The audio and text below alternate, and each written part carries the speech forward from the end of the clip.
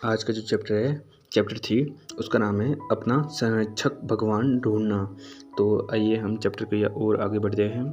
तो जब वो गेट के अंदर आता है तो उससे कुछ ऐसा नज़ारा देखने को मिलता है। आओ आओ, कोई भी संकोच मत करो, यहाँ आओ। मैं प्यार पर विश्वास नहीं करता था, लेकिन वह तब तक था जब तक मैंने तुम्हें नहीं देखा। एक और आवाज़ आई, मुझे उम्मीद है कि तुम सीपीआर जानते हो क्योंकि तुमने मेरी सांसें छीन ली है। ऐसे लोग पिकअप लाइन बोल रहे थे अपने ग्राहक को अपनी ओर आकर्षित करने के लिए। तभी एक और आवाज़ आई, अगर सेक्सी होना अपराध होता तो तुम सबसे बड़ी दोषी होती। क्या तुम कलाकार हो क्योंकि तुम मुझे अपनी ओर खींचते हुए प्रतीत होते हो। जय राठौर के सामने का दृश्य देखकर वह हैरान रह गया। मंदिर के प्रवेश करने के बाद उसने खुद को एक बाजार की तरह के स्थान पर पाया। सुंदर और आकर्षक व्यापारी अनोखी पोशाक पहने हुए उन लोगों को बुला रहे थे जो उनके साथ मंदिर में प्रवेश कर रहे थे। जय के साथी तुरंत इन पुरुष और महिलाओं की चापलूसी के आकर्षण में आ गए। जय को आश्चर्य हुआ क्योंकि ये व्यापारी बिना किसी शर्म के सबसे घिसी पिटी छेड़छाड़ वाले संवाद बोल रहे थे, यानी पिकअप लाइन बोल रहे थे। जय के समूह के अलावा वहाँ और भी लोग थे जो विभिन्न स्टॉलों को पास पास घूम रहे थे, जैसे वे खरीदारी कर रहे हो। उसे लगा मानो यह किसी भ्रम की तरह है या उनका कोई टेस्ट लिया जा रहा है। जय को यह देखकर मज़ा आ रहा था क्योंकि कुछ व्यापारी तो ग्राहकों को अपनी ओर आकर्षित करने के लिए आस-पास में लड़ भी रहे थे।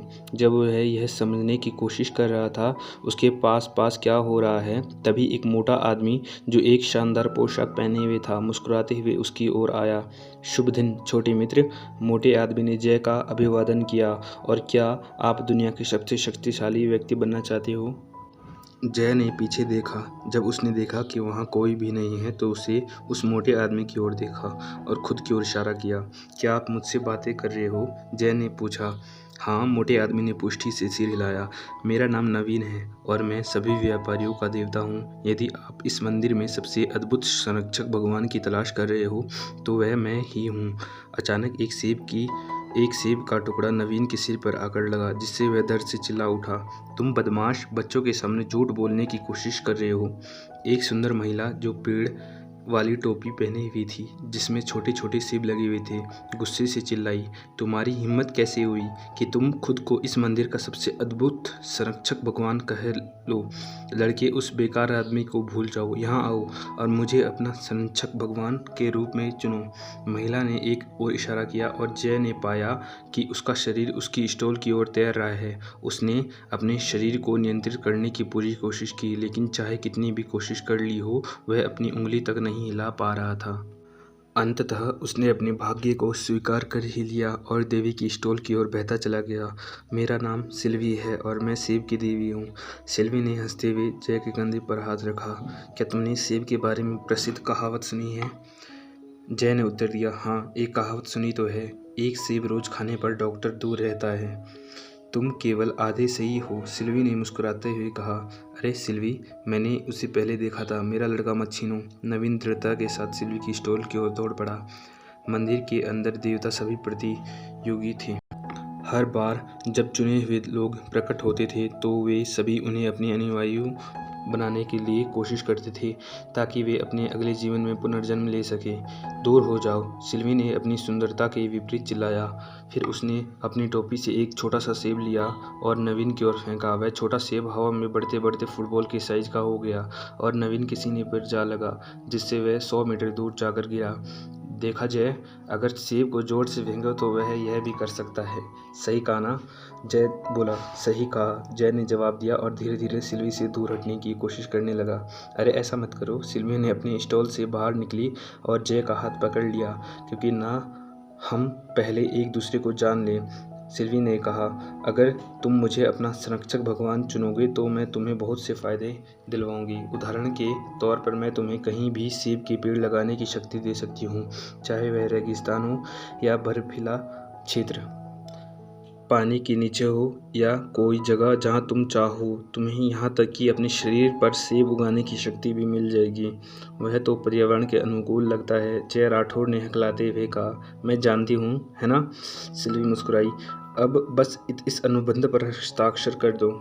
सिल्वी ने हवा में से एक अनुबंध और एक पेन निकाला। उसने जय को कांपते हुए हाथों पर पेन पकड़ा दिया और अनुबंध पर हस्ताक्षर करने के लिए प्रेरित किया।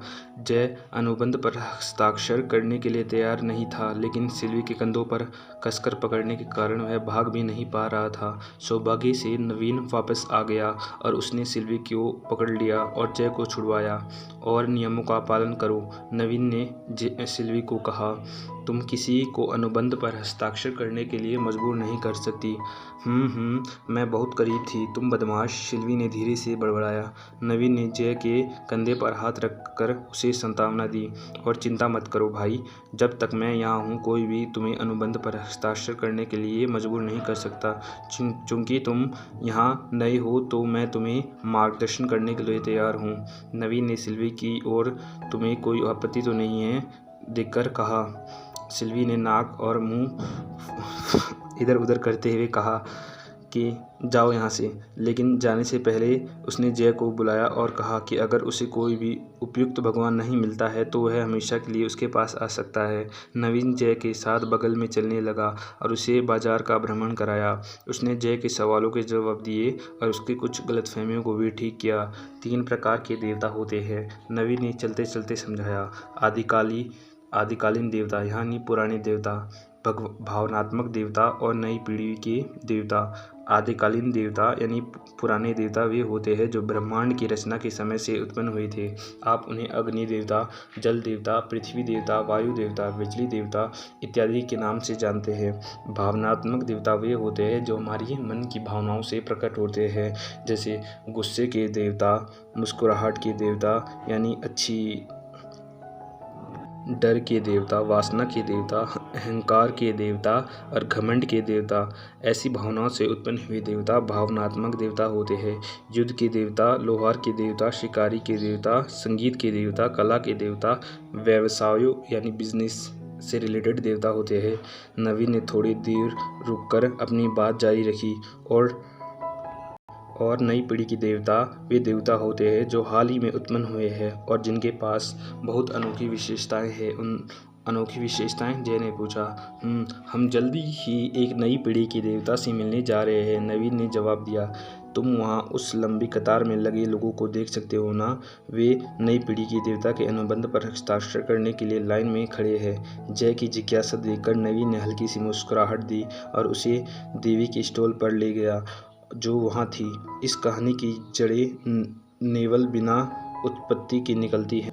एक छोटी लड़की जो 12 साल से अधिक की नहीं लग रही थी, एक किशोर लड़के के हाथ को अपने हाथ में डाले खड़ी थी। चेहरे पर बड़ी सी मुस्कुराहट थी। उसके गुलाबी बाल थे और लाल आंखें और प्यारे होठ उसे बेहद मासूम और प्यारी बना रहे थे। बड़े भैया, मैं आपसे प्यार करती हूँ, छोटी देवी ने लड़के के गाल पर एक चुम्बन दिया। अब कृपया यहाँ अपना नाम लिखे। लड़के ने खुशी खुशी अनुबंध पर हस्ताक्षर कर दिए, जबकि लाइन में खड़े लोग नारेबाजी लगा रहे थे। जय स्तब्ध हो गया और उसने उस छोटी लड़की और नवीन की ओर देखा। फिर उसे इस बात का अंदेशा हो गया कि वह देवी कौन थी, लेकिन वह तो 100% पक्का नहीं था। मानो उसके विचारों को पढ़ते हुए नवीन ने सिर हिलाया। यह स्टॉल ललिता देवी लिली का है। ललिता देवी, हाँ, वह एक नई पीढ़ी की देवी है जो उन लोगों की मान्यताओं से उत्पन्न हुई है जिनकी पसंद थोड़ी अलग है। जय ने कहीं तुम इन लोगों में से तो नहीं हो ना? मेरा मतलब कि तुम्हारी पसंद भी तो अनोखी नहीं है ना? अरे बिल्कुल नहीं, जय ने पूरी ताकत से इनकार किया, मानो उसे महसूस कर लिया हो कि वे उसके बारे में बात कर रहे थे। लिली ने जय और नवीन की ओर देखा। प्यारी ललिता ने मुस्कुराते हुए जय की हाथों में हाथ हिलाते हुए उसकी ओर देखा। मैं एक साधारण आदमी, जय ने सोचा, जैसा कि उसने भी हाथ हिलाया। अगर कोई प्यारी सी लड़की तुम्हारी ओर हाथ हिलाती है तो मुझे भी उसकी ओर देखकर हाथ हिलाना चाहिए। नवीन मुस्कुराया और अपनी भंडारण क्षमता से पढ़ने के चश्मे निकाले।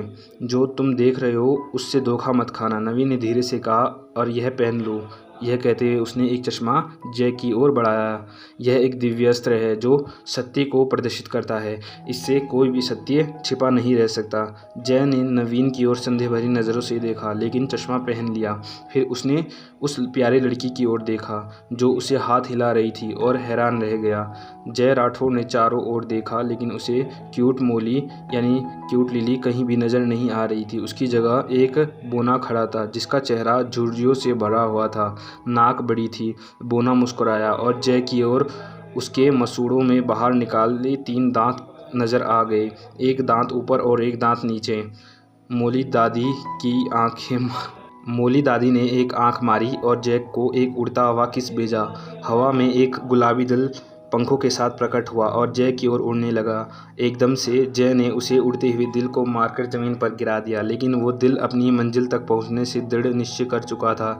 ज़मीन से उड़ते हुए उसने खुद को झाड़ा और अपने पंख फड़फड़ाने की कोशिश की, लेकिन जय ने उसे फिर से उड़ने का मौका नहीं दिया। उसने उस दिल के ऊपर पैरों से कुचल दिया और उसे टुकड़ों में तोड़ डाला। वह सुनिश्चित करने के बाद कि दिल पूरी तरीके से नष्ट हो चुका है, जय ऐसे भागा मानो उसे कोई शैतान न पकड़ ले।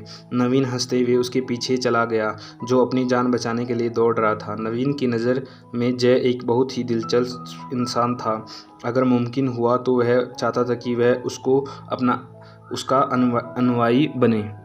उसे जय बड़ा ही दिलचस्प इंसान लगता था। वह चाहता था कि जय उसका अनुयायी बने। तो दोस्तों, आज की कहानी यहीं समाप्त होती है और जब तक नेक्स्ट चैप्टर आता है तब तक आपको वेट करना होगा। यह कहानी जैसे जैसे आगे बढ़ेगी वैसे वैसे इसके नए स्तर खुलेंगे और यह बहुत ही इंटरेस्टिंग कहानी है। मतलब आगे जाते जाते ही बहुत ही इंटरेस्टिंग कहानी होने वाली है। इसमें हमारे मेन कैरेक्टर की सिस्टम मिलने वाला है और उसे अपना संरक्षक देवता मिलने वाला है जो उसे बहुत ही ताकतवर बनाता है। तो आइए आज की कहानी यहीं समाप्त करते हैं।